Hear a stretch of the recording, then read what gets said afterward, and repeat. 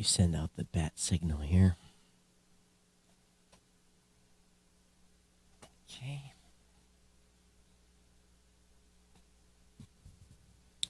That's on, that's on. Todd and Rob in the afternoon. Hey, afternoon delight. With Todd and Rob. Oh, yeah. Oh, yeah, and here we are, and welcome to another edition of the New Media Show. I almost said CES Coverage 2020, but 2023 or whatever the heck it was. But we're all good. Hey, Rob, how you doing? I'm doing okay, Todd. Just, trying to keep up with everything after the, change of the year. We're into 2023 now, and the world is falling apart, and podcasting is chugging along. Podcasting is well and healthy. It's yes. It's the only thing that's healthy out there right now. Well, it's just like when I was out in Vegas, it was like you couldn't tell. You could not tell that there is any issues in the economy because the town was full. It is an interesting situation on that front. It does kind of make you wonder a little bit about there does seem to be a little bit of a disconnect in what we're hearing and what we're experiencing to some degree. Yeah, but everything. I was pretty impressed with the turnout in Vegas. Oh, really? Yeah. So is there any kind of numbers that you saw at CES? They said, I believe they said 117,000. Wow, that's getting back to almost normal. And it felt every bit of it. I actually predicted a higher number. And before the show, they said just north of 100,000. But yeah, it was busy. It was full, 4,000 vendors. Hallways were full, crowded. It felt like the real deal, and so far walked away, knock on wood, feeling healthy. A couple of team members from one of the other teams didn't get back as cleanly, but everyone felt pretty good. But hey, before we get into everything we're going to talk about, we're lit and live. Awesome. And I do have some boost grams that came in while we were in between things. Got well, actually, I don't think we got much. The Christmas show, we got some sats, 7676 from Dave Jones. We got anonymous 50,000 sats. Whoever that was, you need to put a name on there. And I still have stickers to send. I'm behind. I owe 2 people stickers. I was reminded the other day. Mitch, 10,000 sats. Anonymous, another 10,000 sats. So we did get a few donations in, but we will be watching it today to see what happens here. But you know what? Adam made a comment on another show. I have nary a clue on how to use Heliopad with GetAlby. I don't think you can. So if there is a way to do that, then someone needs to explain it to me on how to make that happen. But anyway, we are fast, at least at Blueberry, very, very fast at very close to really rolling out. Matter of fact, secretly, most of it's been rolled out, but we haven't announced it on our dashboard. Bunch of Podcast 2.0 stuff. Oh, that's cool. Yeah, Value for Value. We're saving to a little later in the month because we're making a bigger announcement with somebody else. But yeah, so all in, and here we are. It started right off. Sounds like started off right up the new year talking about it. So, but yeah, it was. You know what's weird about CES? I walked into Sony, and they had. It looked like an NAB setup. They had cameras and pro cameras and this kind of, and I walked in there, I'm kind of like, why are you guys doing that? Well, we want all these creators that are here and companies that work with creators to understand they can start here and move up on their camera gear. And there was mic manufacturers there. There were people with ring lights, all for TikTokers. huge amount of gear really targeting independent content creators, including podcasters, because they came with their audio setups, and I was kind of like, I would normally see you in at NAB with this stuff, and some of them said, "What's NAB?" It's only the second largest conference in so Vegas, right? But it was definitely an AI event, lots of AI stuff, and yeah, that's the buzz thing now. one company called Contents.com you may want to check out if you're looking at AI stuff. They're not within the United States, but they're all doing this, write an article for me type thing. Yeah, and I kind of wonder if it's going to create a situation where we have duplicate articles that come out. If a person isn't specific enough in their description of what kind of article that they want, niche enough in the description, is it going to generate the same article for multiple people? I would wonder. Yeah, I would wonder about that. It's the same with the graphics. If you go in and you type too generic of a description, are we going to have a bunch of duplicate stuff out there? But there was one person I talked to that used ChatGPT or whatever it's called said he just wanted an application that would get him the price of Bitcoin every minute. So he asked ChatGPT to write him an app that would give him the price of Bitcoin every minute, and to make it an executable, or make it so that it could be an executable on a PC. And I that's at least what he said. And he said it wrote the code. He compiled it, and it's an executable. He launches it, and it has a little window, and it just prints the price of Bitcoin every minute to this clock thing that he set up. I'm just like, programmers may be a little worried at this point, Todd. Well, I think it's just it's getting that code from someplace.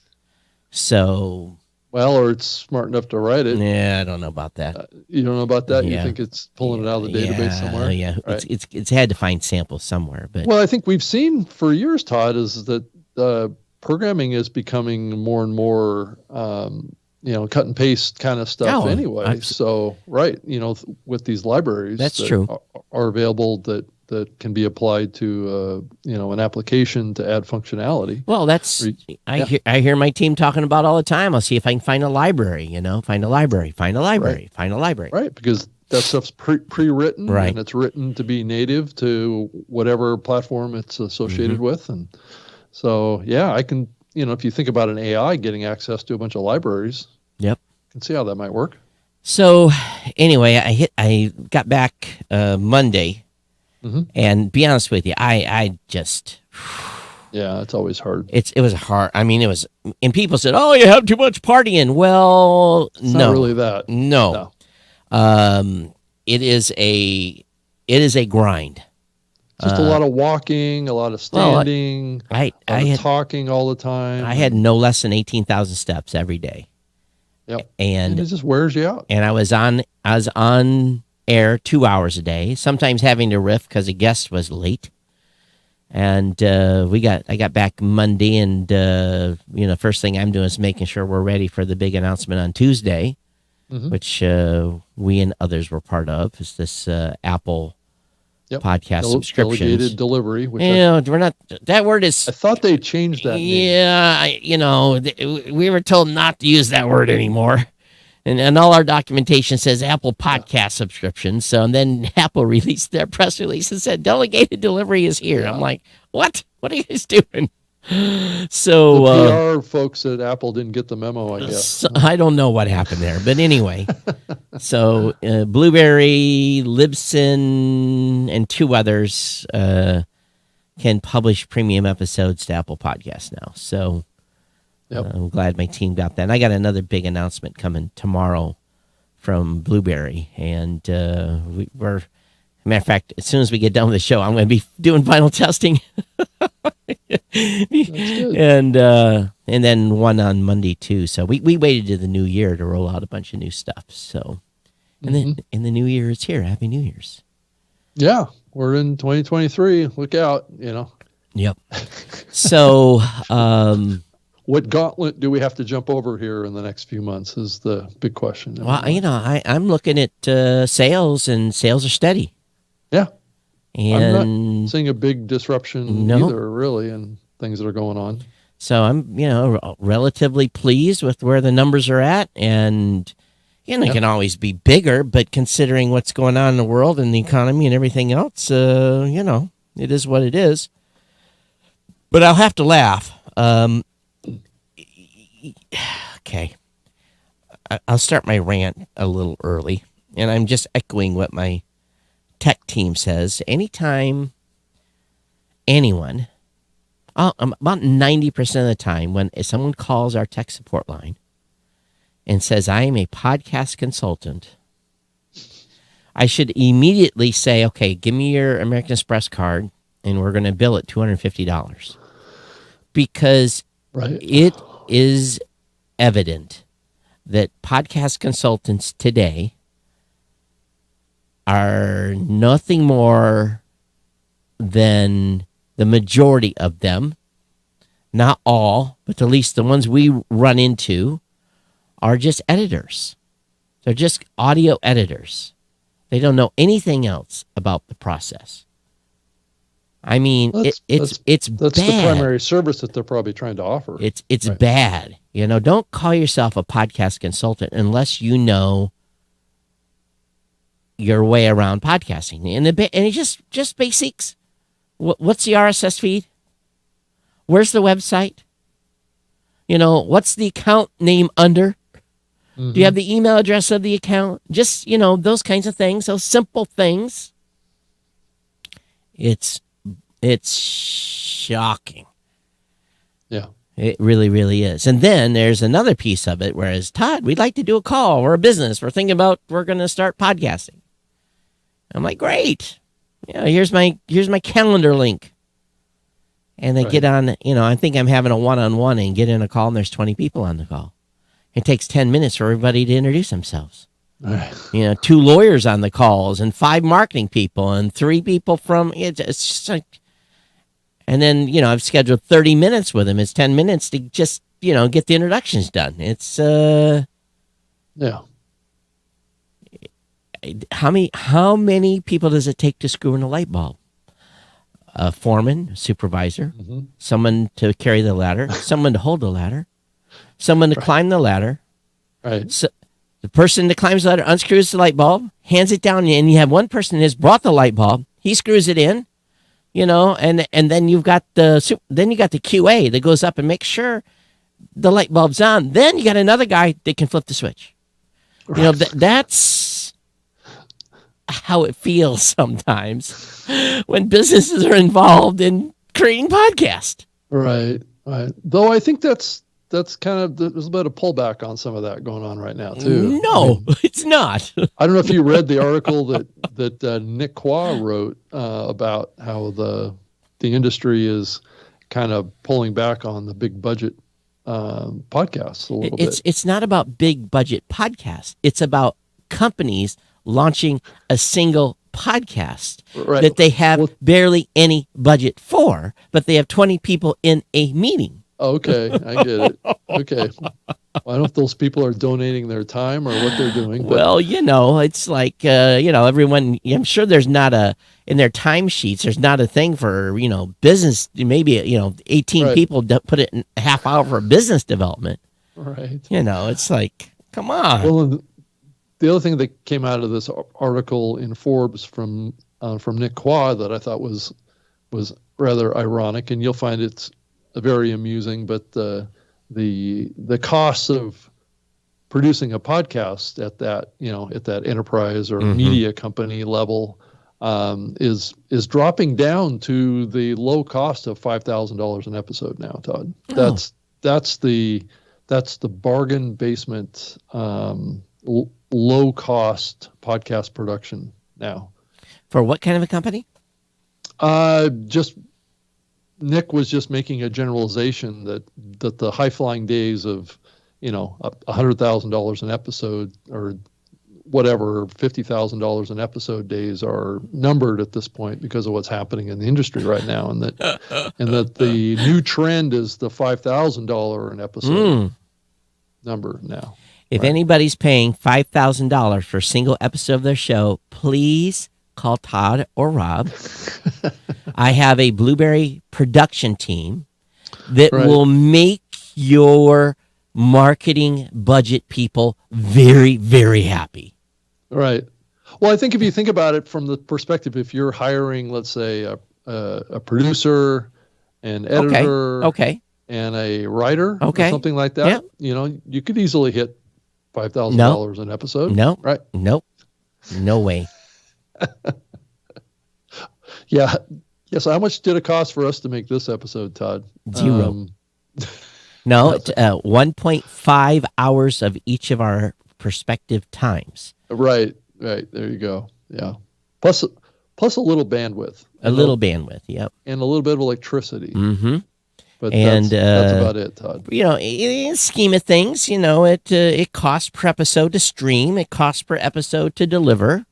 Mm-hmm. So it does, there is a little bit of cost that goes along with this. But, okay. And don't get me wrong. We have both of us have investments in our studios. So if you amortize that out over the amount of time. Yeah, you definitely have more than I do, Todd. So, that definitely adds into things for sure. Yeah. So it's, but I could be sitting here with a webcam plugged into OBS and accomplishing what we're doing right now. Well, for most of the life of this show, I was doing it on a webcam, a Logitech, C920. I was doing this show, and now I'm on a 4K camcorder now. But besides that, and then you actually have video cameras. Those are like multi-$1,000 video cameras. They're about $1,500, but they're point tilt zooms. It just means that they can move around. And I and because the way the studio is set up, I very rarely move them, but I can move them if I want to. But it's on like a pivot wheel, right? Yeah, it's pivots and goes up and down, XYZ, and right, go sideways and stuff, right? All those things that you don't do. So it's a good time to be a podcaster right now, largely because of the the number of shows being produced, and it's a great time. Well, it's like anything else, right? We're in a little bit of a lull, I guess a low point in the spectrum of a lot of things right now. I think it depends. You can either view things as the world is falling in, or you can see it from the perspective of this is, maybe it's more cost effective to get something started, or maybe the opportunity now is the best time to start a podcast. So feeds with new episodes in the last 7 days, 188,000. Mm-hmm. Feeds with new episodes in the last 14 days, 253,000. Feeds with new episodes in the last 30 days, 346,000. Feeds with new episodes in the last 60 days, 431,000.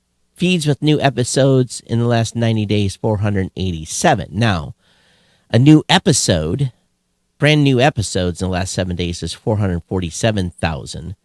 So that's total new episodes. So that shows they're doing more than one a week, obviously. Right. Feeds with the value block is now up to 11,148. Feeds with the funding tag is 30,000. Feeds with transcript, 23,275. Episodes with transcripts so far counted as 571,000. So that's not a lot of shows with episodes. Feeds with chapters, 14,000. Feeds with episodes with chapters, 221,000. Feeds with the medium music, 44,000. Feeds with the medium video, 7,100. So that's our statistic update from the folks at podcastindex.org. Feel free to throw your donation over there. They have a Fiat Fund coupons. You can send them a PayPal at the bottom of the page, or send them some sats. Is that on their public stats page now? This is All those a JSON output that they Okay. provide.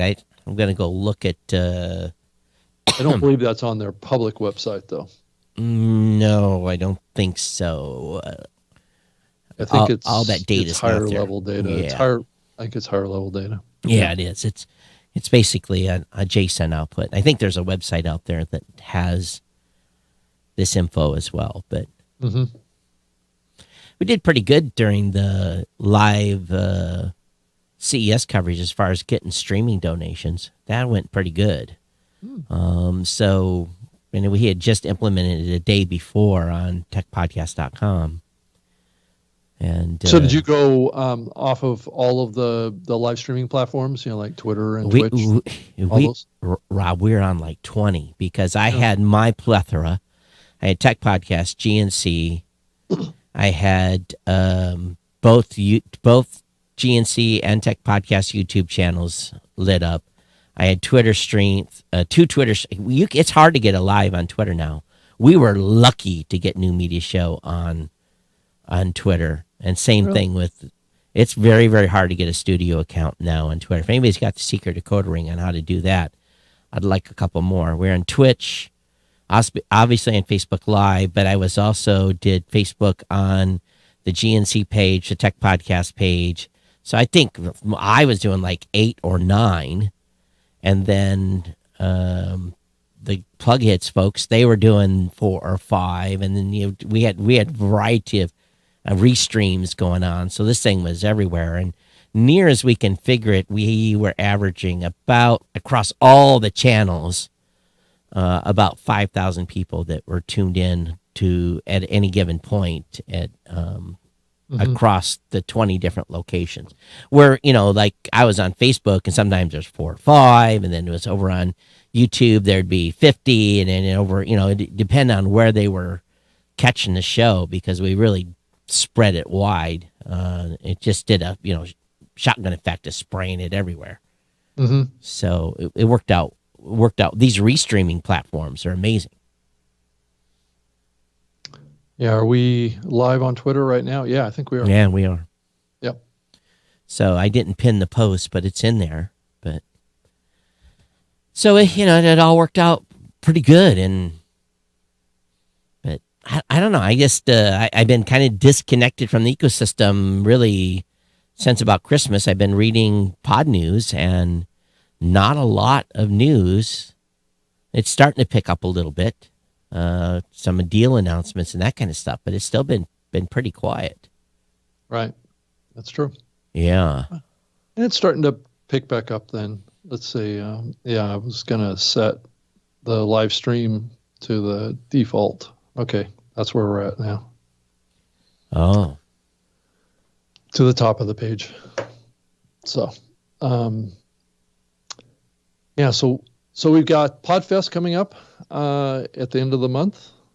We're going to do this show live down there on the 26th from 3 to 4:30 p.m. Eastern time down there. I don't know if we're going to be live streaming or not. That I haven't had a confirmation on that yet. But at the very least, they're going to accommodate us down there with this show. And I've got Rob Sesternino booked to join us. Awesome. I'm trying to get another guest that has been a little slow to respond. So, okay. So I was hoping to get one other person up on stage with us. So it'll be just 4 of us. All right.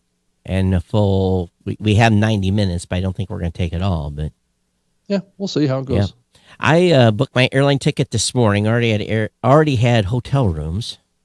Yeah, I'm all booked and ready to go. So I arrive Wednesday the 25th, and then I actually probably be leaving Friday night. I'm not staying for Saturday. Okay. Personal reasons. I haven't seen my grandkids in a bit, and I want to go over to Tampa and see my grandkids. Yeah, that makes sense. Yeah. Yeah. So it should be a good event, and I was just talking with the team this morning. I said, matter of fact, we're having a meeting tomorrow. Podcast Movement is, right around the corner, and ATD that we go to is right around the corner. NAB that we go to is right around the corner.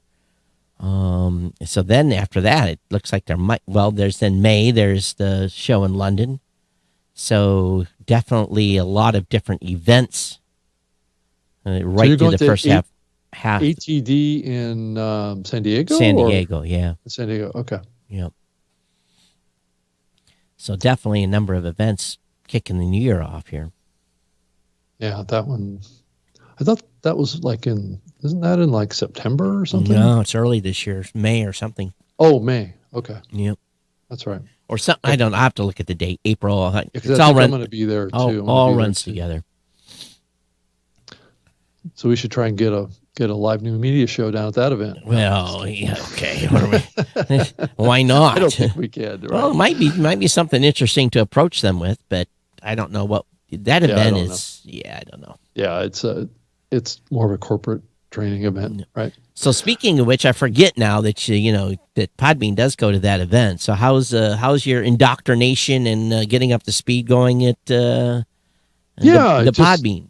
Really, it's just getting integrated with the team, getting in their workflow, getting helping pull together their content and event kind of marketing strategy, working with new PR folks. So we're just ramping up and trying to get ready for the events that are coming quickly. We're going to be at Podcast Movement as well, and at Podfest and a few other events too. So it's just trying to keep up with everything. So it's Podbean, if you're not that familiar with them, has been around since 2006. Right. So they were just a little bit in the same time frame as Blueberry and Libsyn, and so they're an old OG podcast hosting platform. But I would say that they're more similar in a lot of ways to Spreaker, is what I'm finding. Right, and they have some of that, because they have some of that live features, live streaming, and right. That plus they have a listening platform too, so right. Which is fairly robust, which is what Libsyn did not have. Yeah, we've never ever decided to build an app. It's just, why would you want to compete with Overcast and all those other platforms? Yeah, unless you've been doing it for quite a while, which Podbean has, and has built a little bit of a reputation for being a listening platform, and they've got a good app. So it's just a matter of, but it is hard. It's hard to compete against the big platforms out there and really gain market share. I think that was a big reason why I think Libsyn never did it, was because they didn't want to compete with their distribution partners. Right. Mostly, even though Libsyn did have a listening app that was out there, it's just the company never talks about it. Right. And they're expensive to maintain. Yeah. You're looking at, if you want to really maintain an app, it's $150,000 a year to maintain an app at a minimum, just to maintain and keep it current and all the software updates. And even if you don't update it and make any changes, it's still probably $30,000 a year at a minimum. Right. For just a maintenance contract, if you have some company just maintain it in its current state. Yeah, I don't think that we have a external company doing that, or it's part of the team. Part of the team that's done it. Right. And if it's not a big team. It's not a big team. I'd say it's probably more comparable to the size of Blueberry. So, yeah. No, their development team's got to be bigger than Blueberry. Which was good, because you think about what's happening in the world right now, and keeping a light staff with any technology company right now, I think is a smart strategy, and that's kind of what we've seen happen with like Twitter, and Elon went through and cleaned house, and 75% of the staff gone. What's really amazing to me is, we made some changes. Well, we didn't make some changes. Angelo left, last year. Right. And the change in the dynamic of the dev team, and just kind of reorganizing things. My dev team has been on a rocket ship. They have just been they've been killing it, and I've been racing to stay ahead of them from a marketing and having documentation ready and all that stuff. It used to be the opposite way around, and now we're just we're racing to to make sure we keep up.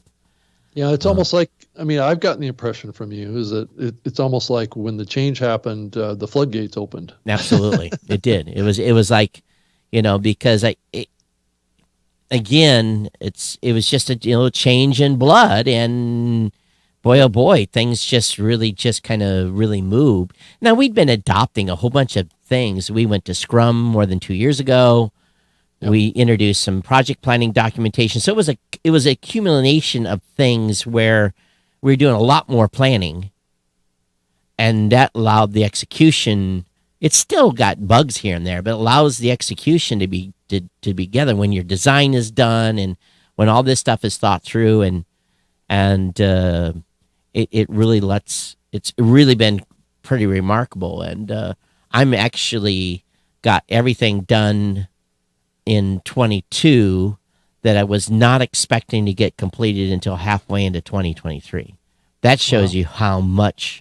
So now I'm building out my 2023 schedule. In matter of fact, we're meeting as a team next week to go over that stack. And I'm like, okay, we have some opportunities here. What? So does that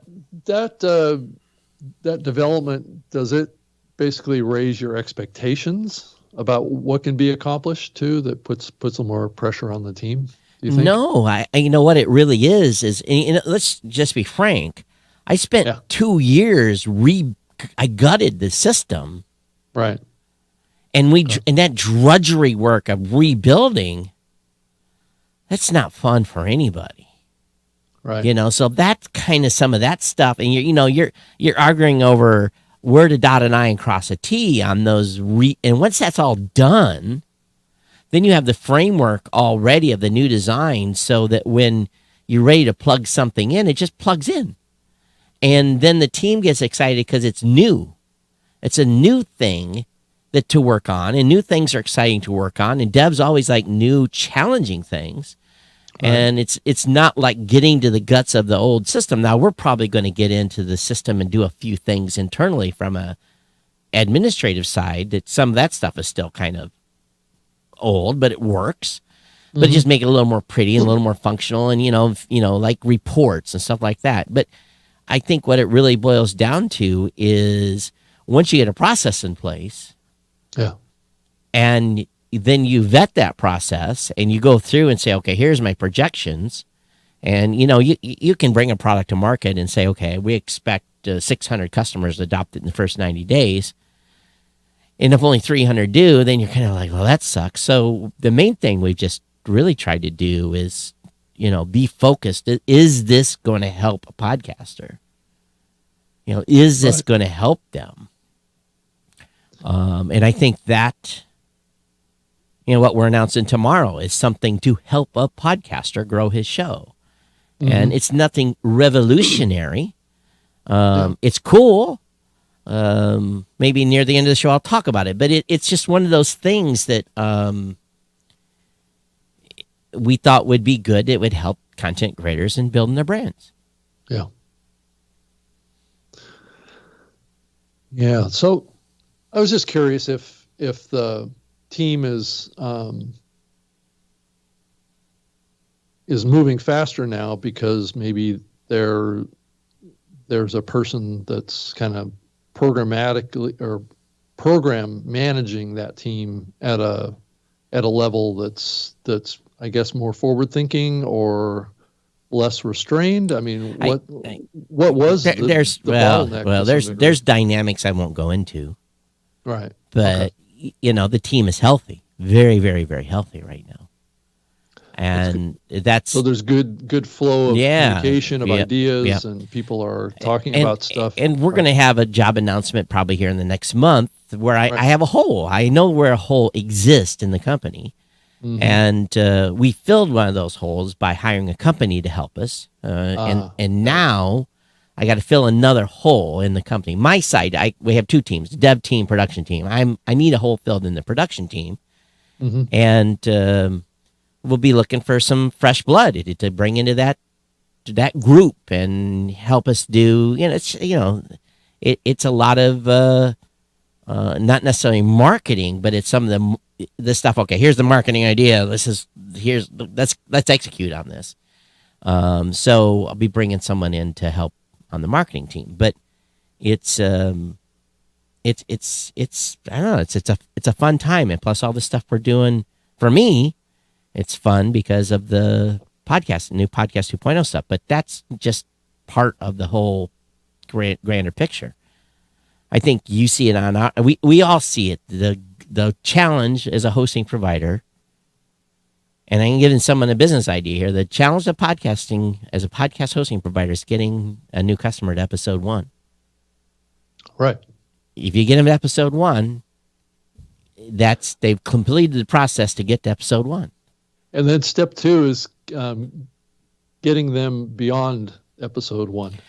If you can get them to episode 1, 90% of the time, they're good. They continue on for however the length of the show is. But getting them to that first episode. Right. But keeping them podcasting is also a piece of this pie too. Right. That we don't necessarily have an issue with. I have churn rate that's like to die for, but you got to get them to episode 1 so they don't churn. That's true. Right. That's the goal. That's the goal, Right. You don't want them to churn. So, you have to look at, okay, what can we add to help them to get to episode 1?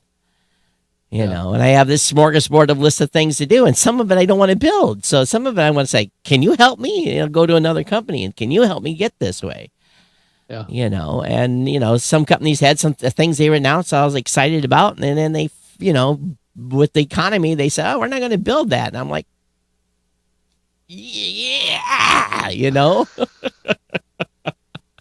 I'd much rather do integrations with people that do cool stuff. Why do I want to build the next, skyscraper? I'll let someone else build a skyscraper and let me integrate with a skyscraper.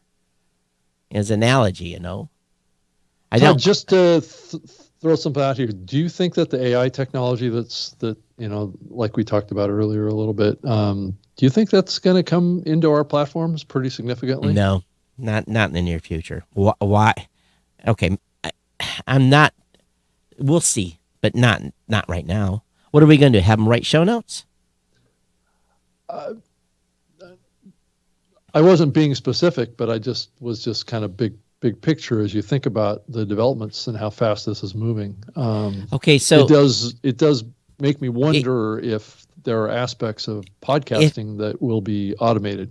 If you get a AI to be able to read a transcript and create show notes from the transcript, you're on to something. But that's one idea. Well, right. but okay. So, as an example, I talked to an AI guy, and I said, "Okay, can I hire you to index my entire website so that an AI learns about my whole website, sees all my product articles, sees all my documentation? Can I do that? And then can I have it write documentation, and can I have it write blog post for my platform?" And he said, "Sure." And I said, "Well, how much is that going to cost?" That's going to cost $500,000 a year.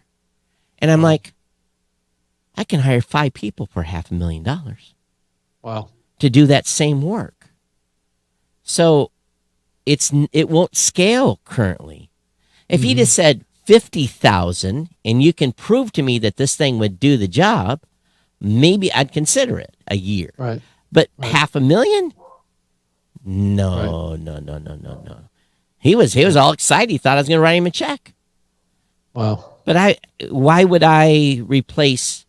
Why I could hire 5 people for that kind of money, and great. I could hire. As a matter of fact, I could hire 2, like really top end writers, and pay them big money, and they could make it could be so eloquent and clear, and it'd be flowing like poetry, and I could hire a human to do that and help support their family I'm not going to pay an AI to do that on this idea that I might get something cool.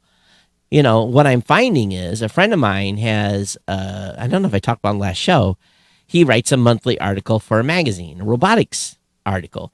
So he gives the AI, probably ChatGPT or one of these other ones, the very specifics. He says he takes about 15 minutes to write the specifics of what he wants.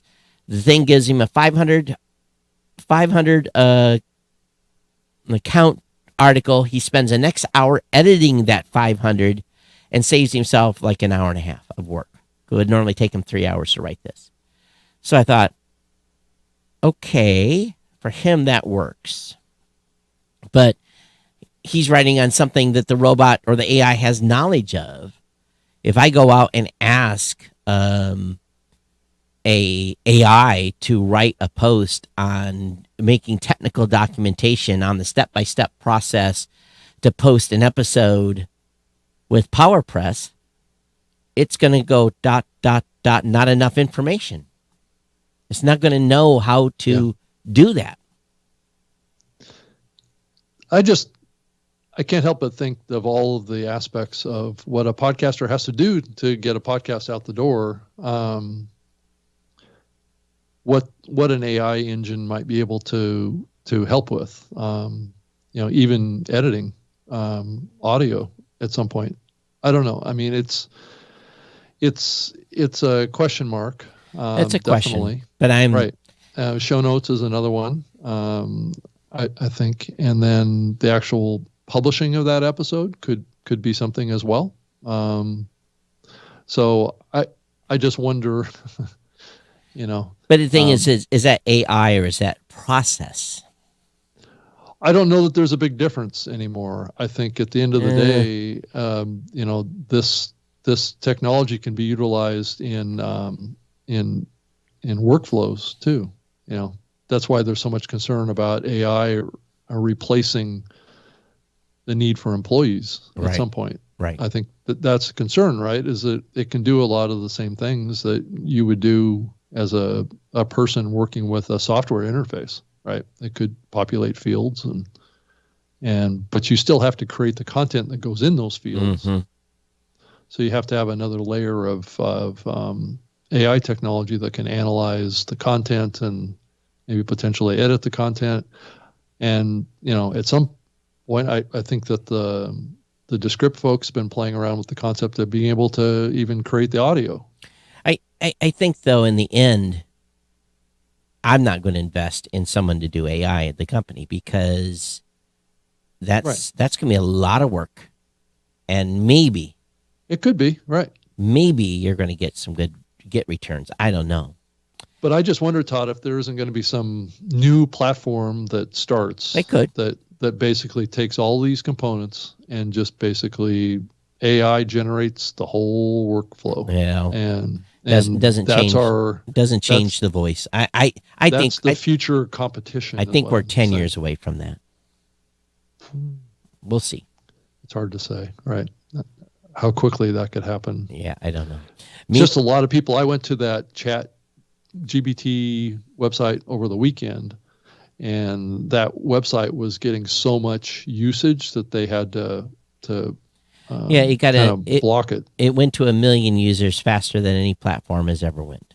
And by the way, there are services out there that you can pay $100 a month for that will do the same thing as ChatGPT, but probably better. Go over to contents.com. Try that platform out. Well, is it all based on the OpenAI platform? No. Anyway, so it's all the same code anyway? I don't know. I don't follow that market. You'll have to ask the experts. Yeah. I just go play with it. Yeah. But meanwhile, breaking news, Nielsen confirms layoffs. Nielsen is instituted a company-wide reduction in workforce. So they didn't say how many. Total headcount the total headcount after the reorganization was roughly in line where it was a year ago. So all this means is that the fewer amount of people that are left at any given company is going to have to shoulder more work. That's the fallout from this. Not if business is down. Well, yeah, That's true. That's true from You that wouldn't perspective. you wouldn't be reducing headcount if business wasn't down. If you had the same amount of revenue coming in, you would not be reducing headcount. Yeah, you would think that would be the case, right? Though I would say the things that I'm hearing out of Silicon Valley is that But that's- people saw what Elon Yeah. did to Twitter, and they're saying, well, I'm going to do that to my company because I'll be more profitable. If they were profitable. They may not have been as profitable as they would be if they whacked half of their employees. Well, we It's a tough call right now. Is it that these platforms are really declining in their revenue, okay, all or right. is it So just a cut in staff? here's the issue I have then. Was it because you had a lot of people working at 25% Right. or 40%? Well, that's part of my point, right? Is that it's going to put more workload on the people that are left, but those people have proven, else they wouldn't be there, that they are high performers anyway. Well, right? maybe those people that were left were already working at 100%. Could be, or 110% already, or 150%. I don't know. You know? I just don't believe that when you cut that many people, that many more people have to pick up more pieces. It just, in my opinion, it means that there was not good efficiencies right coming so from you're- those groups. Right. So you basically have a lot of fluff in your staff. That There's also aren't really doing a lot, is what you're saying. There's also a point where a lot of companies are basically run on committee. So in other words, we go and have a meeting and we make a decision as a committee, whereas if they had a successful product leader with consultation of his team would make a decision, and it's not building a company by committee, it's building a company by leadership. Yeah. So maybe that isn't the right terms, but No, I see where you're saying. I think most people would consider a high performer as somebody that's a strong leader that has a vision for what they want to accomplish. Now that vision might be wrong. Well, that's always the danger, right? Right. Nobody has a 100% accurate picture on the No. market. You know, I No. mean, right? And And you put, it's just like us. We put ideas together, and then we kind of make a small group of us make a decision on which projects are going to move forward. right. Todd, I saw an article that was put out by Stephen Goldstein. Yeah, I saw it too. The Amply media blog that he puts out, or it's the amplifymedia.com. But he did an article talking about the podcasting stuff he saw at CES. Right. So I thought I would raise it because you just came from CES, and I don't know if you even had a chance to see much of this stuff, but he was talking about the integration that's happening more and more in the car with digital technology and podcasting with like Apple's platform and Google's platform. And I don't know, did you see some of the cars that were down there? I saw a lot of cars that I had no idea who the manufacturers were. And a lot of, there was 2 hydrogen vehicles there, 3. There was lots of electric vehicles, a whole haul of them. There was a Caterpillar dump truck in there, one big enough that should be in a quarry somewhere. So there was a lot of vehicles, per se. Well, I think that the focus, at least what he was saying in here, is that the technology that was on display at CES was more about platforms that are going to get integrated into all these different brands. Right? Oh yeah, it's like the CarPlay platform. Yeah, there's the battle. And in his article, I think he said something about the fight for the dashboard. Right. Well, it's always about the fight for what is default when the car turns on. Yeah. Is it Sirius XM? Is it FM 100? Is it a podcast app? Is it what is the battle?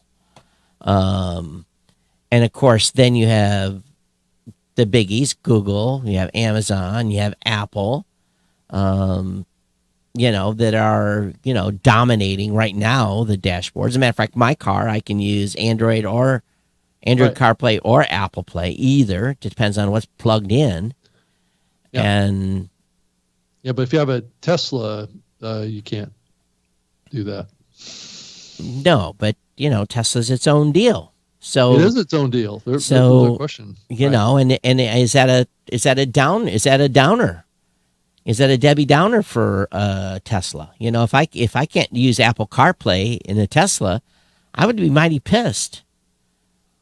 Well, I think actually I've got a Model 3. I would say that one of the key things about that electric car is the software platform that's integrated into it. So, and that is custom to a Tesla, right? Well, So can you listen to podcasts easily? you can listen to podcasts through Spotify, and I believe, I think that's the majority way that you can get to podcasts right now. I think that Bad user experience. their podcasting kind of platform support has a little bit to be improved. Now, I did notice that they did an upgrade to add Apple Music, Okay. but Tesla is not, from what I can tell, they're not supporting Apple Podcasts Right. yet. Right.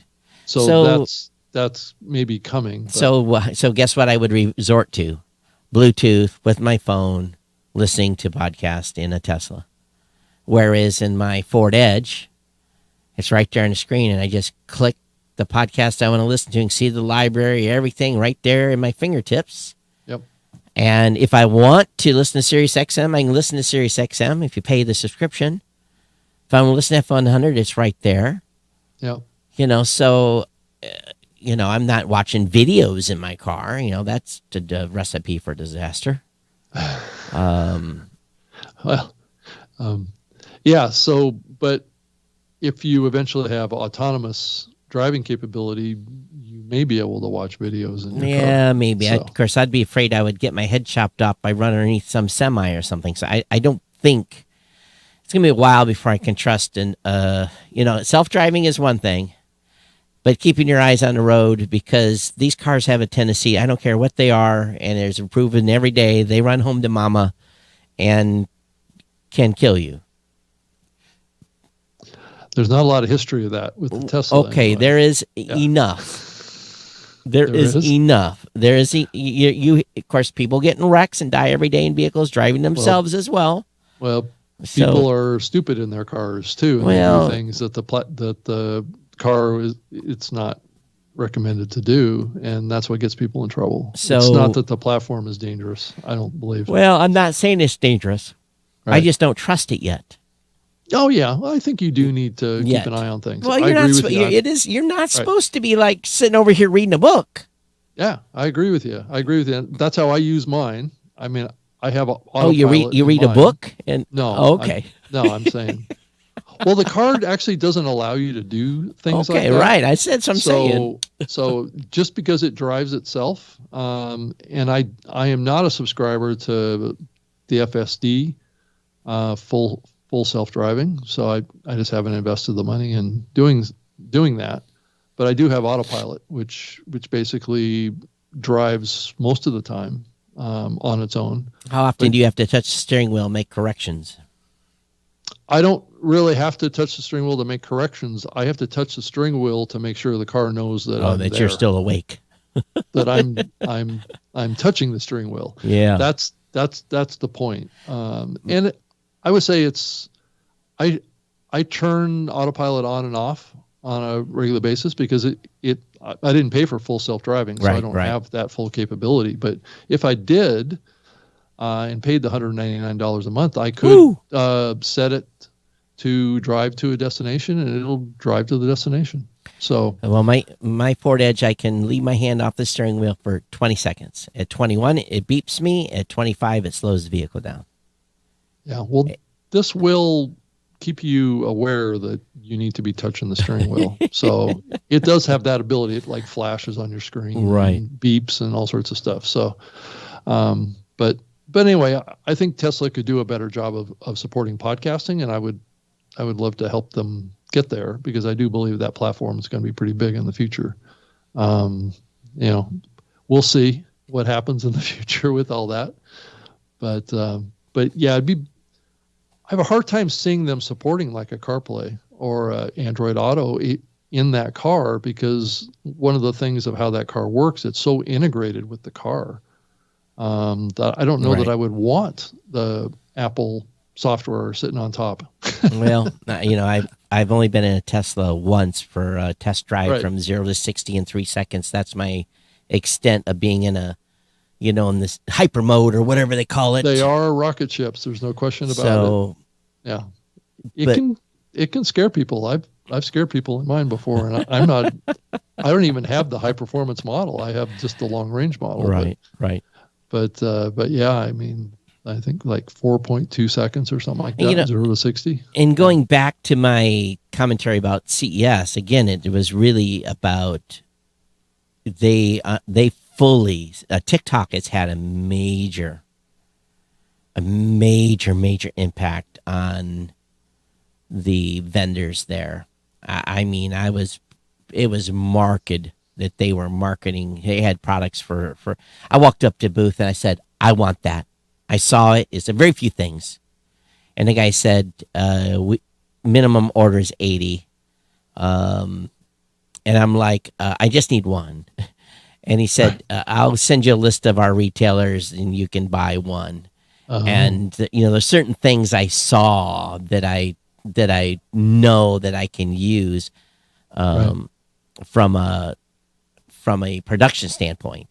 Not necessarily here in the studio, but just, there's some cool stuff out there that's available for creators now. Now, not all of it transfers to podcasting per se, but I walked by a booth that was full of microphones. First time I've ever seen a booth full of, and they were all Chinese microphones, stuff that you can find on Amazon for, $29.95 or something like that. But it's the first time I've ever seen a booth of microphones per se. Well, and the other item off of Stephen Goldstein's article here too is that AM radio is out of electric vehicles. So it's not, so doesn't bode well for the future of it. Well, AM radio. Yeah. Well, AM has been on a decline for a while. Right. Now, the funniest thing, the one cool thing I did see that was there, and I'm looking for the company name, and they've been out for a while. This is not a new product. It's called Pivo, I think, Pivo. Let me find it. I've got it here because it was my product pick for the entire show. Yeah, it's called Pivo, Pivo. And all it is it's a device that sits on top of a tripod, and you put your phone in it, and it comes with a software package, and it face tracks you, and you can move around, and the phone the camera will follow you, so that if you're moving around, if you're dancing or whatever, and you can do gestures like this, it'll zoom in on you, and and you can put a GoPro on top of that, which was my idea is what I would use it for, because for doing interviews there, I'm no longer going with anybody. Hand the mic to the person, and I've got a mic and they've got a mic, and we do the interview with them on the camera with me off. And this would allow me to do an interview and move around in a booth and not worry about having a cameraman there with me. But yeah, it was just stuff like this. It was, light rings and background lights and stuff like that. That was all over the show. A company called Newer that I saw that was cool. Oh, you want a laser? They've got people who are selling under $2,000 to do laser etching and just stuff like, cool stuff like that. Yeah. This is the product I wanted. It's a little pop-up stand that has a drop-down screen that you can do a projection on. Oh, that's cool. $80. Mm-hmm. And so just a little projection screen. Just, stuff like that, little dorky stuff. But yeah, I saw that at CES too, Amazon has it looks like a wireless kind of headphone type of device that can communicate to a variety of different voice platforms off of one device. It's controllable, I guess. and Another, yeah, I didn't see that. Yeah, it's kind of like a earbud kind of a thing, a wireless earbud thing, and it can connect to Siri, or it can connect to other platforms. The translation stuff is getting close too, because they had a company there that 76 languages, it's handheld, $348. You speak into it, converts the language, and it speaks it. It's pretty. Next model is going to have one where you put an earbud in your ear, you talk, and then the other person hears the language translated in their ear, and then they can talk in their language. It comes back and forth. Yeah, that's close. That's coming next year. Now it's basically one earbud device. Next year it'll be two earbuds, one device, and you'll have this back and forth. So I'm excited about that kind of thing, because it really was pretty impressive. When the Japanese are crowding around a booth and they're doing Japanese well, that tells you something. Very, very hard to translate. Yeah, and then I see another one in here that there's technology now that will auto transfer your listening to different devices. So say you start listening to a podcast on your Android phone, but you want to listen to it on some other device, it'll transfer. That's cool. Yeah. So I don't know. But it has to be within the same ecosphere. It has to be either on Alexa or it has to be on Siri. Yeah. I kind of think that maybe that's not that helpful. I mean, as long as you can, we carry our phones with us. So why do you, unless you're transferring it to your home speaker? Yeah, I'm trying to think what use case that'd be. If you start listening on your smartphone and then you get home and you can listen to it on your Alexa. Is that the idea behind it? Maybe. And then I guess there was podcasting panels and things like that at CES as part of Digital Hollywood again. Oh, okay.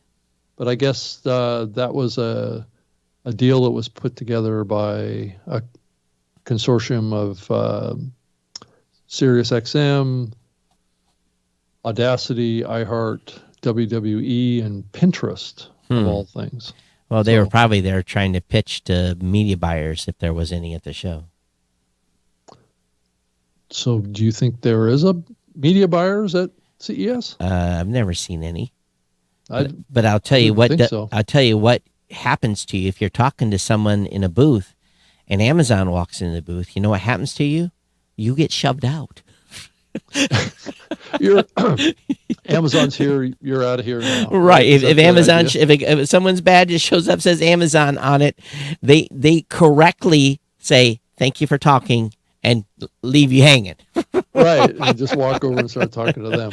Right. Because, there's about big budgets have power, right? There's about 30 Amazon reps that are walking around. They walk into the booth and like, I want 800,000 of these. And,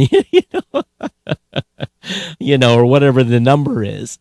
And, but I'll tell you just a little story. I was, it's nothing to do with podcasting, but it should give people some food of thought when they're out buying products. I was over and I saw this cool product. It's basically a lot of people are trying to compete with Tesla with home batteries. So that, and I'm looking at this thing and it's like 26 kilowatt hours will power normal house for 24 hours, 12,000 watts, and all these things. I'm digging it up. I'm looking at the spec. I'm like, a company that's well known. I said, I didn't know you guys were getting into this business. I'm like, when did you guys open this division? This guy's just blowing smoke up my butt, telling me all these things about everything they got with this product, right? Less than 24 hours later, I was over in the Shenzhen section. Oh, wow. And the Shenzhen section is basically booth after booth of nothing but cell phone batteries and car, all kinds of, everything without a label. And I walk by a booth and I see a home power unit. Yeah. That looks familiar to me. So I'm looking at this thing and the guy's looking at me, and I'm looking at it, and I get my phone out and I start flipping through and I find the pictures from the day before. And I'm like, same form factor, same size, looks like same connectors. And I asked the guy, what's the capacity? And he breaks out a spec sheet. I'm looking at the picture. Licensed. So, yes, this big company opened up a battery division by buying and throwing a label on it. Oh no, it's a private label Powerwall, huh? Right. But it's, created out of a company out of Shenzhen who's licensing it to any company that has the money. So this is normal. This is repeated 1,000 times across the show. Yeah. It's not something new, but it's a different brand. Yeah, it's a different brand. Right. And I asked him because it was 10,000 in the booth over in West Hall. By the company that was displaying it, a big 100 by 100 foot booth. And I asked him, I said, what does this retail? And he told me, $6,200. And I'm like, oh, thank you very much. So they're buying in bulk. So they're probably getting it for $5,000 and marking it up $5,000. And I just chuckled because I was like, can I order one? He said, yes, we ship international. And I'm like, okay. He said, with all the connectors, everything you need to hook it up to your house. I'm like, oh, beautiful. So I've seen it year after year after year, those types of examples. But, that guy was, we got a whole new division, a whole team, whole engineering team. I'm like, yeah, you do. An engineering team's in Shenzhen, China. Yeah, it's just a sales thing. Right. Oh, yeah. So most people don't know that you can also go on Alibaba and find that same product. Probably, right. Right. Yeah. So that same article from Stephen Goldstein had a chart in there from the Edison Research folks saying Americans now spend more time with audio through a mobile device than traditional radio receivers. So we've now officially crossed over into mobile phones are the place people are listening to audio more now, or radio, I guess is what it is. Was it radio? Yeah. So, yeah. Well, it's not surprising. It's the steady decline, right? Yeah. So the explosive growth of podcasting now is spotlighted with this, right? Explosive, but you look at the trend line of podcasting's growth and it's far from explosive. We got 22,222 sats from Mike Dell. He says, welcome back, guys. That was 44 minutes ago. And cool. And then Anonymous via Podverse sent 25,000 sats. He says, let me see how much it cost to do our last episode. Oh, $0. Another 25,000 sats from Anonymous via Podverse is amen. The conferences are solid consultants wall to wall. So we just got another. What's this one? Oh, someone's listening live. So again, I don't know how to turn this live boosting stuff off here besides turning the volume down. And have that run over on the other platforms. So, but there it lies. There it lies on what's... Anyway, so CES was fun. I bet you NAB is going to be a blast, considering these types of numbers at CES. That means NAB should be back full strength. Yeah, speaking of that, I'm going to be over there with you in Central Hall. Oh, good. Yeah. Are you close? I'm not sure. I haven't seen where your booth is versus the one that I'm going to have. So when did you guys sign up? Well, I think we've been on the schedule to be a part of the NAB show all along because Podbean was at the NAB show in New York too. Yeah. So I was going to look and... So it's good that both of us are over there. Yeah. I think our competitors are still in the West. Oh, the company we shall not name that you have left? Right. Yeah. I don't see the... So they can be the one that doesn't get any traffic. Oh, that, we shouldn't say anything because they might move.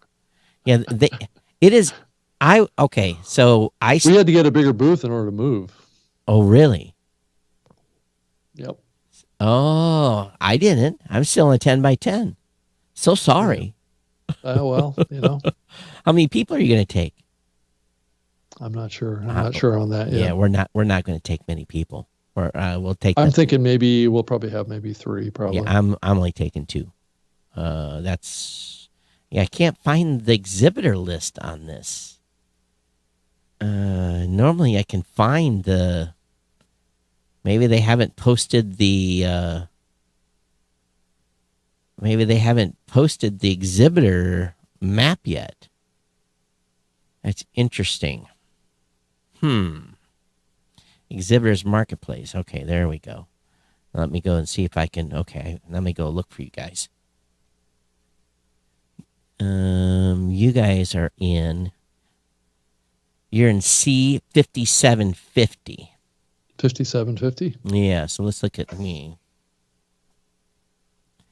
I'm in C2826. So Oh, okay. So we're not really that close together then. no, or at least 3 rows away from each other. All right, see if I can bring up C80. See, where am I at? I am in the. Okay, so I'm in the short section of Central. So if you come from south and you come into Central, I'm close to Grass Valley. I've got some big companies I'm around. So you see, all right, so I'm looking at you. Then you're in 57. Let me look where that's at. 47. Yeah, we're quite a ways from each other. You're actually in the create section. I am not, but it's okay. I took what I could. Yeah, I'm actually in the create section. So let me. Oh, you are? Okay. So let me look at Podbean again. Let me see where they are. Oh yeah. So you are on. Okay. You're in an okay. Yeah, you're in an okay area, but you're along a wall. It's not bad. I'm looking at who's not great. Yeah, well, I tell you what, just getting a Central is important.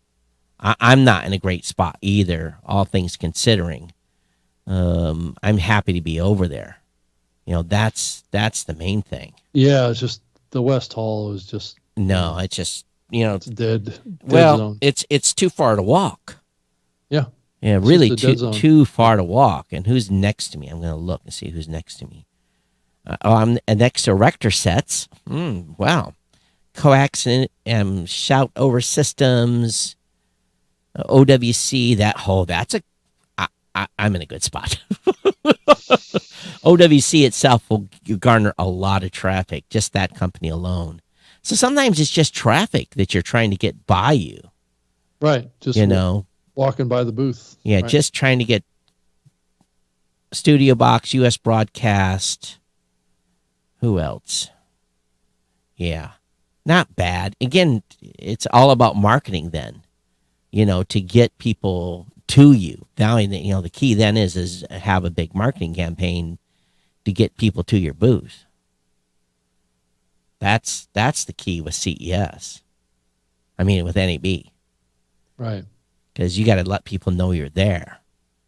And if I search for the word podcast for NAB, let me see how many search. Well, let me just search for the word podcast.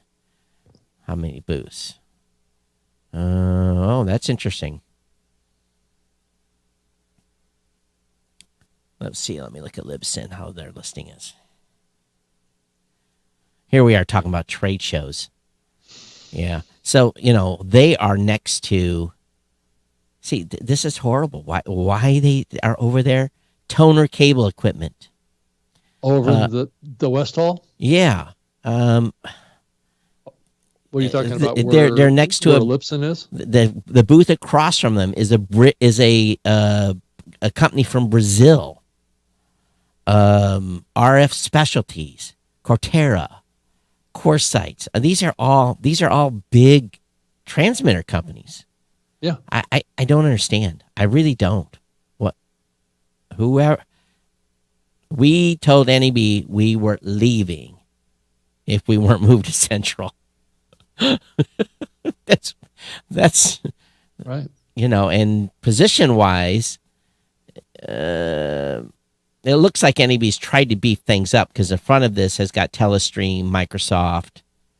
So looks like they've moved some companies over there to West to try to beef things up. But it's just such a long haul to get over there. And Libsyn has enough clout. They go to the event in New York. Why didn't they? I don't know. They're in the capitalized experiential zone, whatever that means.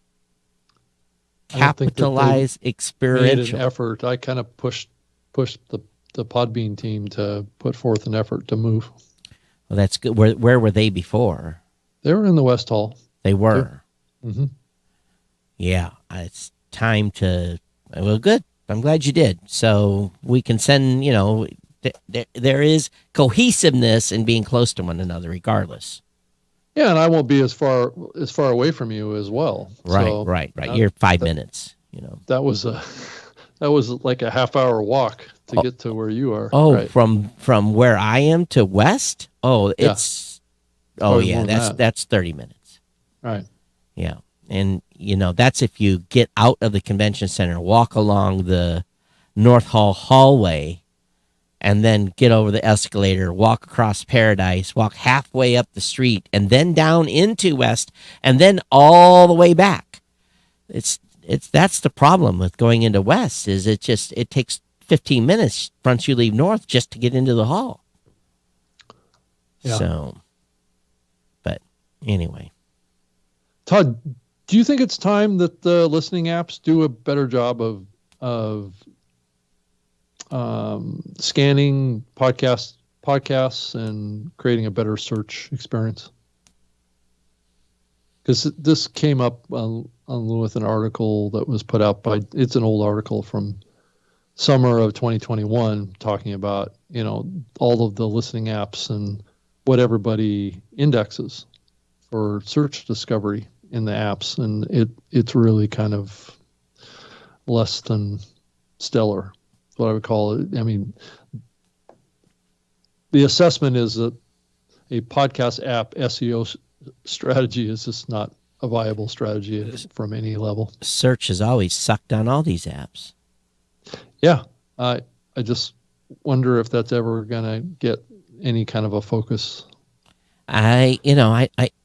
Here's the thing. Most people, when they go to, this is, in my opinion, this is what all app manufacturers care about. Find a show, not a topic. All the popular apps is just purely find the podcast I'm interested in, subscribe or follow to it, and that's all they worry about. They're not worrying about having people look for.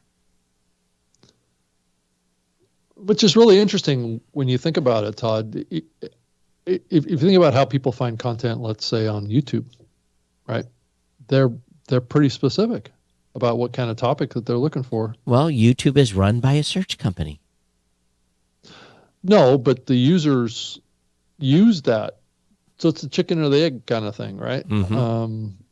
If people are looking for topics, then content will position itself to cater to topics. If I was an app developer, I would be registering every search result in a database. And then I would look to see how my users are using the app. Yeah. So, and if 95% of the searches are searching for just a show name and nothing more. Well, Apple, what's interesting here is Apple only searches your podcast name, right? Your episode title, yep, and your author tag. That's it. Yeah. Well, episode title is pretty good if you can search for an episode title. Yeah, but a lot of people don't do much with that, right? Well, that's their fault. I think a lot of people don't know what to do to help with that. So let's go. I'm going to go to Apple Podcasts right now, and let me clear out everything here, and let me search for. Whoops, I don't want to do that. That was dumb. Let's do Podfast update from our last episode. I'm just going to use those two words. Oh, I'm on airplane mode. I got to turn I don't want my phone ringing during the show, so I got to turn the airplane mode off. Right. Plus, nobody indexes like a person tag or anything like that. Like who the hosts are, who the guests are, that kind of stuff. And they're not indexing episode descriptions. So, all right, here I entered Podfest update, and let me add some more words with founder. And let me try this again and see what it comes up. So Podfest update with founder. Oh, come on. Now that I turn airplane mode up, I'm getting 5,000 notifications. Search.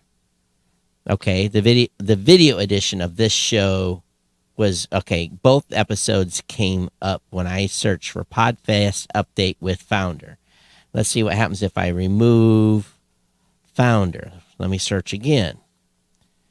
Podfest update with gets nothing. And these shows are nothing to do with Podfest that I just found. Let me back off and just do Podfest update. And I search, nope, nothing. Nothing that's related to Podfest. Horrible search. Let me go and do Podfest by itself and see what we get. Searching. Can't connect. Let me try this again. Searching. Why can't you connect? So that's in Apple? This is an Apple podcast. So doing Podfest alone, I get no... Our episode is not... Our show and these shows have nothing to do with Podfest. Search sucks. Well, and I believe in the last episode title... Didn't you have Podfest in the title? Yeah. And if I type in Podfest update with founder, I get the show. Oh, you do? But I have to use 4 words. Oh. So let me do Rob Greenlee. I'm sure that's not going to pull it up. I mean, I find it difficult to be found for this show, even in Google. Rob Greenlee Podbean. Okay, so that came right up, and I did Rob Greenlee Podbean. Let me just do Rob Greenlee. Of course, you're gonna. So, yep, you come up because you're part of the show, so you're going to be found. It probably found your name as part of the author tag versus the title or the title. Right? Yeah. So let's go to one here. Let's go to podcast listeners need to be educated. But that's a pretty short list of shows that I've been on. I've been on hundreds of podcasts. I know. So have I. So again, this is okay. That came up. Podcast listeners need to be educated. New Media Show came up first thing on that search, but that's a pretty specific term. It's not even really a good search term. But that's the problem, is that I keep telling people is these apps do nothing for you for episode discovery. They haven't for years. I don't think they ever have, Todd. So this is why you have to win the search game on the web. Right. Well, supposedly Apple searches episode titles. Supposedly. So let me copy our last episode. And let me go to an incognito window. And this really isn't perfect either. And I search Google. Of course, we're number 1 with that search because that was pretty specific. Podfest update. So let me just do Podfest update in Google. Our YouTube was found first, and then the New Media Show was found. So you got Podfest. So I did Podfest update. Podfest Expo was number 1. Facebook Podfest Expo was found. Podfest Update, our YouTube channel was found. Then the 4th search result is New Media Show. And that's an incognito window in Google. So, but are people searching for Podfest Update? I don't know. That's, again. I did a search for Podfest Space Expo, and it came up with the Podfest podcast. Right. It says okay. Yeah. So the title of the podcast is Podfest Podcast. Mm-hmm. And then the subtitle is Podfest Multimedia Expo. So that's where the expo. Yeah. So let me do another search that's a little more generic. Podcasting by the numbers. What comes up here? Did we win this one? We did not. That particular episode, I did not make the first page of the search results. So sometimes you win them, sometimes you lose them. Right. They got 2 or 3 ads. They got an ad for Libsyn. They got an ad for Descript. Got an ad for PRX. So someone's got a search term, podcast by the numbers, as they're paying for that. And then someone got a snippet. This is the winner chicken dinner one, is the one from demandsage.com, 39 plus podcast statistics. So that's interesting. Who's Demand Sage? I know who the podcast Sage is. I don't know who Demand Sage is. Let me see what that article is from. So someone just did Daniel Ruby on December 31st got an infographic in here. They've got a bunch of podcast statistics wherever they pulled those out of. So does it say where they got their source of their information? No, it's just it's like 5. This is a huge, like 9 or 10 places where they got this information. So it's a long article. Google ranked it well. So again, sometimes you win the Google game, sometimes you don't. But on the apps, someone should do a comprehensive review on which apps have the best episode search results. Well, that's what James Cridland did with this article in cooperation with Mark Stedman. I guess he and James worked on this article. It's about a year old, though. What'd they say the results were? Crap? Yeah, they said, the title of the article is How People Find Your Podcast in Apps and Who Indexes What. Yeah. And it came up with a list of key points. Apple Podcasts only searches, podcast name, title, episode title. So it doesn't even search, I guess podcast name, which is podcast title. Yep. And episode titles and author tags. And it says no one indexes the copyright tag. No one does anything with the podcast.person tag. Apps heavily weight podcast level data over episode level data. So yeah, your top level stuff, of course, but your podcast description isn't searched. Yep. So, which I think the reason for that is that there's greater likelihood of spam activity in the description area, and that's what keeps people from doing that. Mm-hmm. It says podcast app SEO is not a viable strategy, is the conclusion that they draw. Podcast SEO is a viable strategy if you're applying it against your website. Right.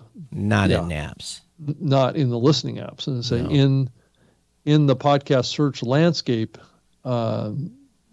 this area needs a lot of attention. Yeah, still does. The conclusion. Right. Yep. Well, Rob, we're at an hour and a half, believe it or not. But there's a couple of things I want to leave people with. There's going to be a new term you're going to learn in 2023. It's called ActivityPub.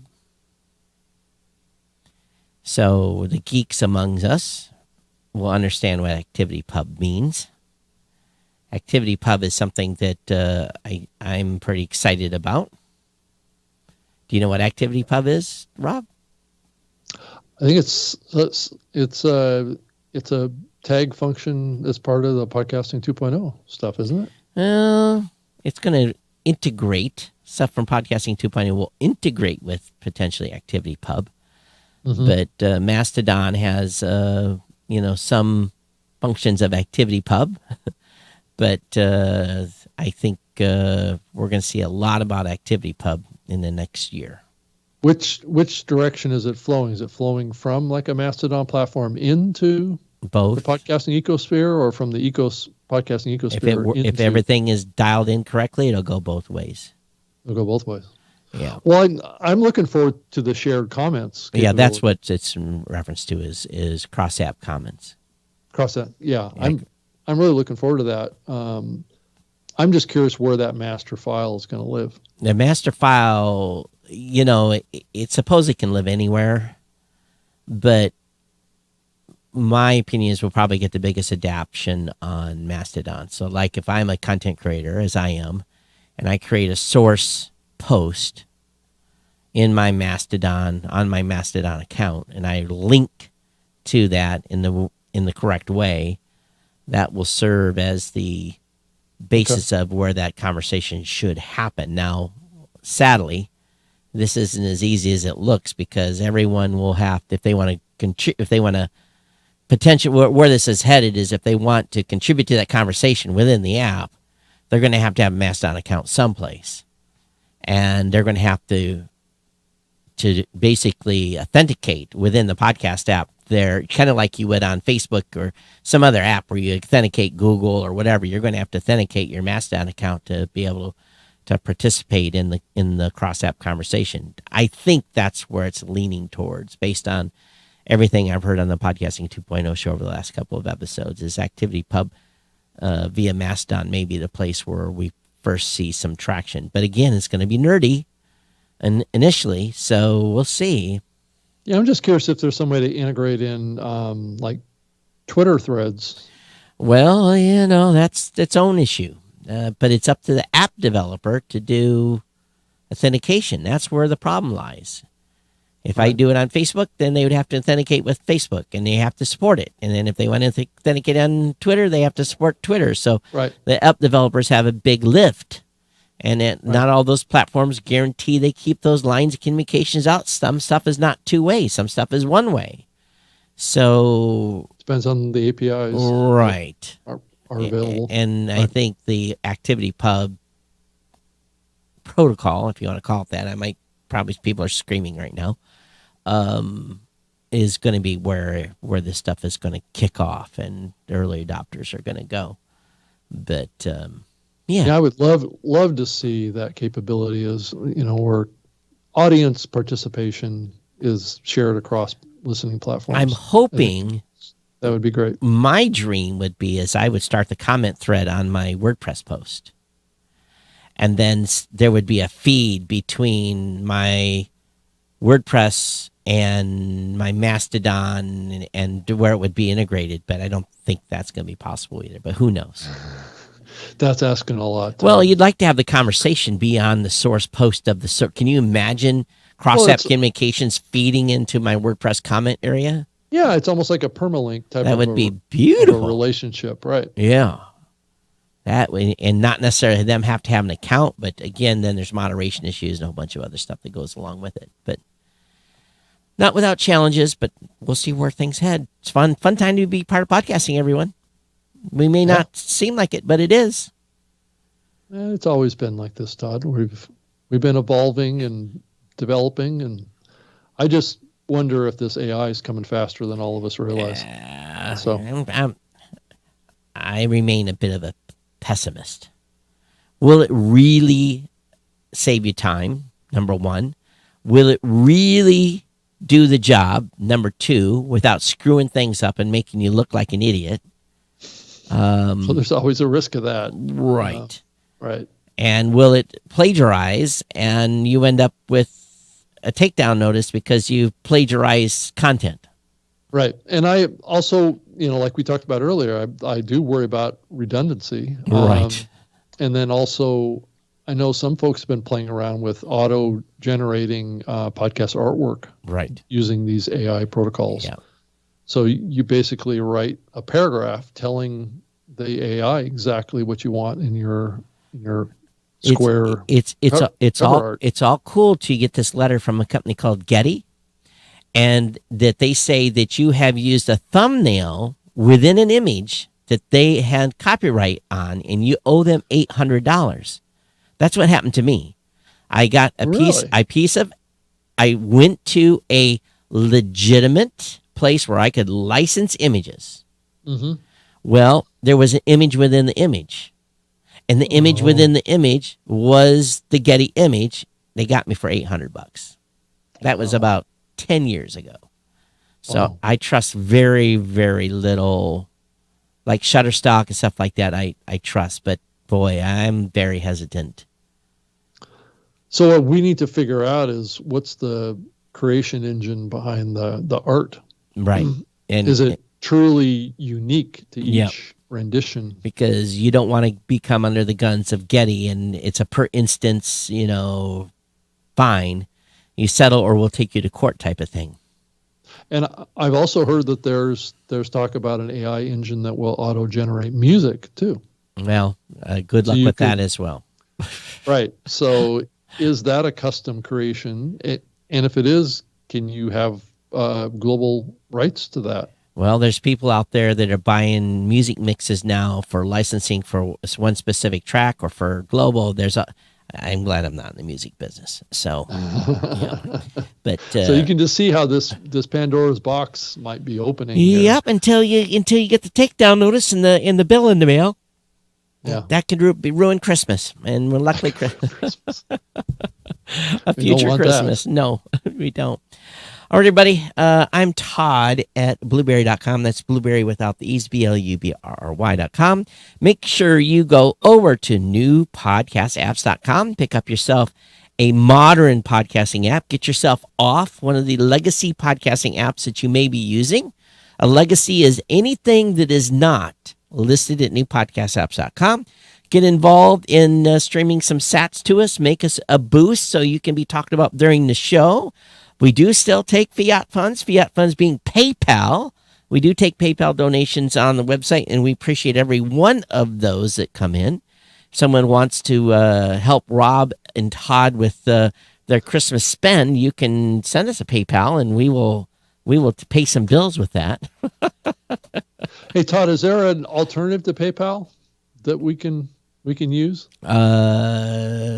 What do you want? Cash App or something like that? I don't know.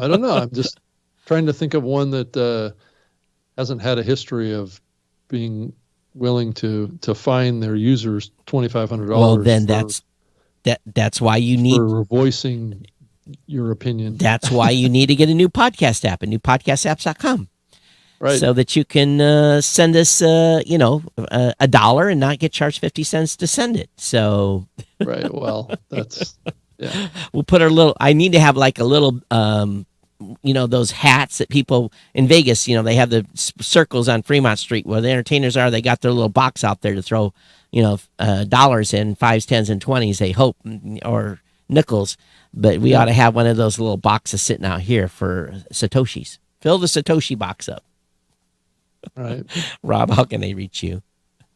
Well, I can be found on Twitter at Rob Greenlee, like always, at Rob and GREENLEE. And you can send me an email, robg@podbean.com if you want to use that email address, or rob.greenlee@gmail.com also works. Looking forward to seeing as many of you as possible down in Orlando at Podfest. So it'd be great to see a big turnout down there of folks coming out and supporting kind of independent podcasting, which I think Podfest really is the representation of in the industry today. So I'm looking forward to it. And if you want a couple of cool Mastodon accounts to follow, you can follow at Todd at blueberry.chat. And you can follow at Dave W at mastodon.social. That's Dave Weiner. He's a fun one. Really? That's a fun one to follow. It's quite entertaining. Yeah, I need to get on Mastodon. I haven't gotten on it. So. Well, Yeah. It's not Twitter. It's not Twitter. And that's saying something, I guess. That's I'm not right. quite sure what it says, but yeah. And we thank everyone, and we'll be back. If I'm not on jury duty, which I didn't get this week, if I'm not on federal jury duty next week, we'll be back on the 18th. So On the 18th. Okay. All right. Next week then. Yep. And again, if I don't get called, if I'm going to get called, next week's the week I'm going to get called, because I'm excused half the following week. So I will know the 13th whether or not my number is up. So thanks everybody for being here. We'll see you next time on the New Me Show. Take care. Bye-bye. Okay. Thank you. Bye.